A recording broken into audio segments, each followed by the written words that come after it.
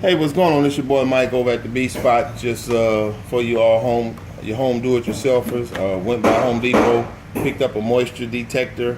We're going to show you how this kind of works. We're getting ready to replace sheetrock in the home. So we're coming in. It comes with a battery already. So you want to open it. It has a little sticker on the front that kind of gives you some numbers. So you just pull that off. The battery goes right here in the bottom of the gauge. And you need to make sure that there's a plus sign here and a negative here. So once you open up the new battery, you want to install the battery in the correct way.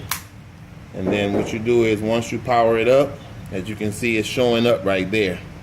Then you pick the level of if it's going to be on wall, if it's on brick, if it's on softwood, and if it's on hardwood. So we're going to check hardwood because we're going to check the moisture in the 2x4s.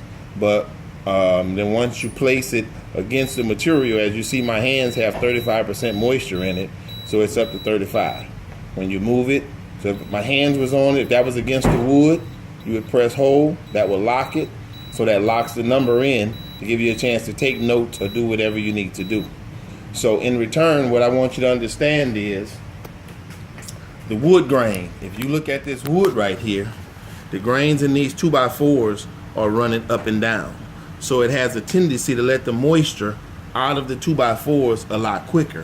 Where you run into the problem is here in the baseboards, because the baseboards are normally treated wood, and the baseboards, the grains are running left to right versus up and down. So it takes a little bit longer for the moisture to drain out of the baseboards. It has no problem coming out of the walls, and just by touch you can see right now these 2x4s only have a 2% of moisture in it right now, and based on FEMA guidelines, long as it's less than 18%, you're in a good spot where you can go in and close the walls back up.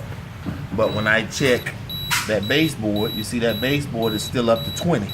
So you don't want your sheetrockers to move too fast, because even though this appears to be dry, you check this wood right here, and this is on the side, this is at 7%. So you want to go through and make sure that the home is completely dry before you close the walls up, because you'll be locking that moisture in. But understand, the baseboard in the home will always have a little bit more moisture because it's treated wood. So as you can see, that's about 22-23% of moisture still in there. When we go over to another one, when we check this baseboard, as you can see, this one's 35%.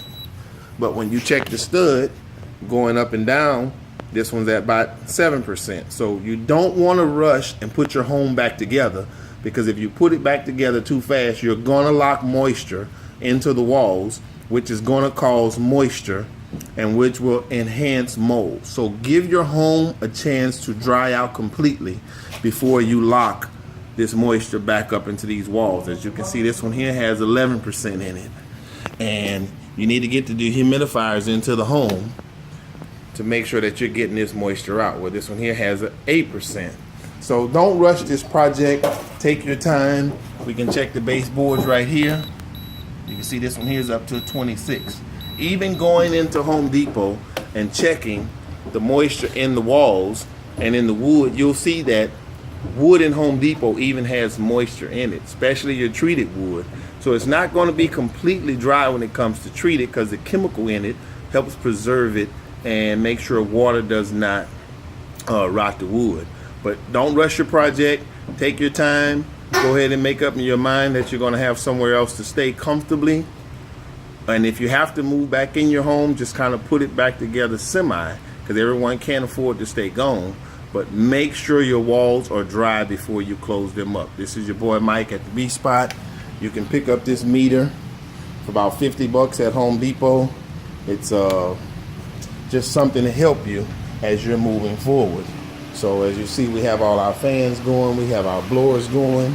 As we check right here in the house, it's 8% right here, which is not bad. But when you check here, it's 29%, 30%. That's still too much moisture to have these walls closed. So in the meantime, you want to make sure that all your nails have been pulled out of the studs, because it makes it a lot easier when the sheetrock guys are getting ready to go by. So you want all the nails pulled.